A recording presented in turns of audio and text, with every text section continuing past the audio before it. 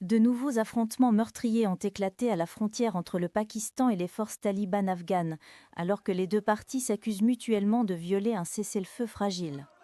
Les habitants ont quitté la ville afghane de Spin Boldak pendant la nuit, située le long de la frontière de 2574 km qui sépare les deux pays. Une source médicale dans la ville voisine de Kandahar a déclaré à la BBC qu'un hôpital avait reçu 4 blessés.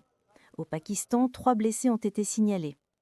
Des affrontements ont éclaté à plusieurs reprises entre les deux pays ces derniers mois, tandis que le gouvernement taliban en Afghanistan a également accusé le Pakistan de mener de frappes aériennes sur leur territoire. Les deux parties ont confirmé avoir échangé des tirs pendant la nuit, mais chacune a blâmé l'autre pour le début des 4 heures de combat.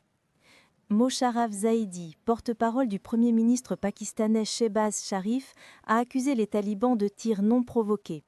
La déclaration disait « Une réponse immédiate, sévère et intense a été donnée par nos forces armées.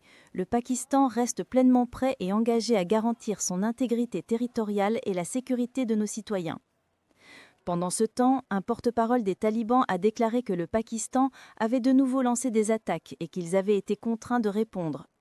Les images de la zone montraient un grand nombre d'Afghans fouillant à pied et en véhicule, tandis que les habitants des villes voisines fouillaient également par crainte que les combats ne se propagent.